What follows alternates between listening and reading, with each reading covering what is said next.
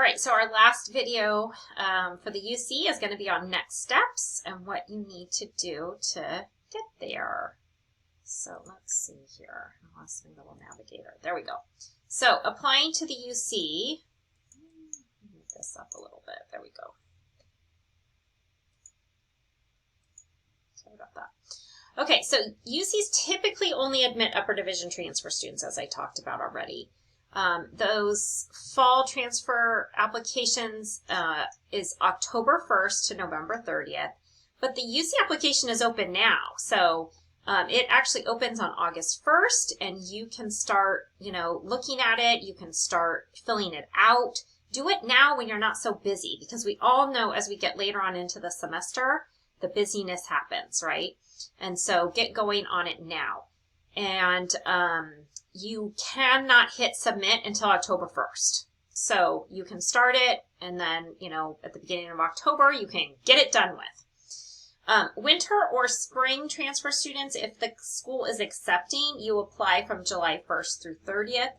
In the most recent years, the schools who've accepted mid-year transfers have been UC Santa Cruz, UC Riverside, and UC Merced. And then, like, Santa Cruz doesn't accept for all majors, and they actually have the threshold higher.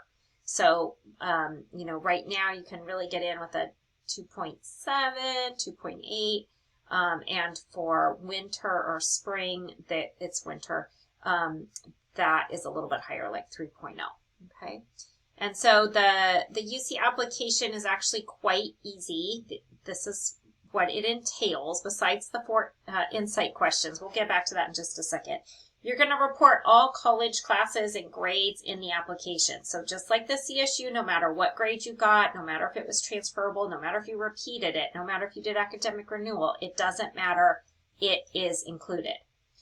The UC application is a little bit easier to use than the CSU application. It just goes faster. It's more intuitive.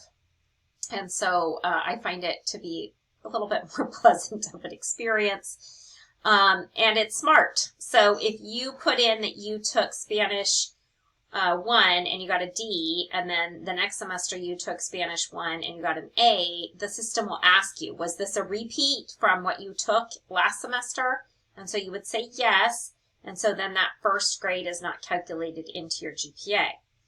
Let's say you took a gap year. Let's say you graduated high school and then you took a year off before you came back to SRJC.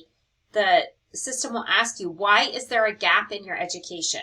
And so you have to explain to them, I took a gap year to travel, I took a gap year to work. Whatever it is, you're going to explain it. The reason they're asking you that is they want to make sure you're not hiding any grades. So you have to make sure that you're including everything in there, okay? The last thing you want to happen is for your hard work and your UC degree to be taken away from you. So don't hide anything, okay? In January, you're going to update the UC application. You're going to go back into the application. You're going to tell them what your grades were for fall and if you made any changes to your spring schedule, okay? So you do that in the month of January. So the 4 insight questions, let me pull those up really quickly. So these are important. And if you come to the Transfer Center website, you can go to this apply button, and then we have information about the personal insight questions. So here they are here, and you're going to have an assignment around this. So we'll spend some time on this, okay? And so there are 7 questions. There is 1 required question that you have to answer, and then you choose 3 out of the 7 additional questions to answer. Each response is limited to 350 words. This is not a 7-page essay, okay? So you have to be concise in what it is that you're telling them. And then you get to decide what, 3 questions you want to answer. So let's look at the questions. The mandatory question is, please describe how you have prepared for your intended major. Then there's a question about leadership, your creative side, what's your greatest talent or skill, what significant educational opportunity have you taken advantage of, or how have you worked to overcome an educational barrier. Describe the most significant challenge you have faced and how you have overcome it. And then what have you done to make your school or community a better place? And beyond what has already been shared in your application, what do you believe makes you a strong candidate for the UC system? And so you would choose 3 of those, okay, to start working on. I want to let you know that we have a brainstorm session coming up. And so if you are UC bound, I would highly recommend that you come to the PIQ brainstorm session, which will be on September the something. Where is it? That's where she has one. Oh, right here, the 21st. So PIQ brainstorm, 10:30 a.m. On the 21st. Then we have 2 in October. We have one on October 11th. This is a Zoom. And October 25th is in person. Okay?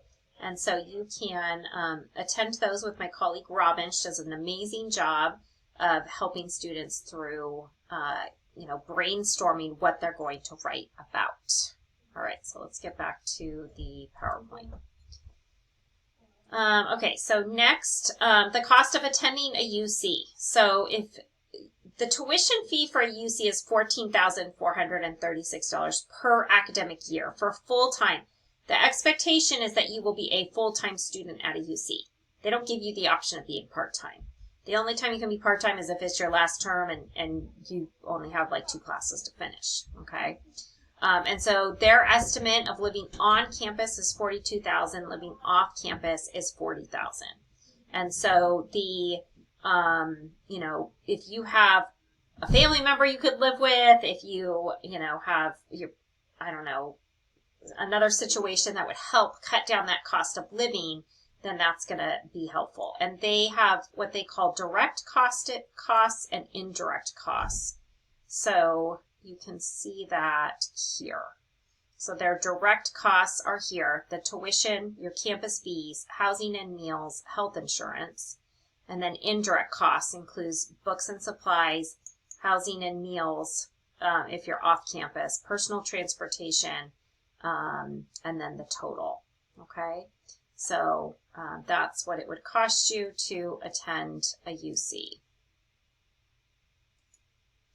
All right, and then just like with the CSU, it's important that you take a tour. Visit the campuses you're interested in attending, take that road trip, contact the outreach office, set up a tour, ask to sit in a class, speak with the department that your major is housed in, ask if there's any special events that you could attend. So, like UC Berkeley, the School of Environmental Studies, which it also architecture, that program, they do a special transfer student event.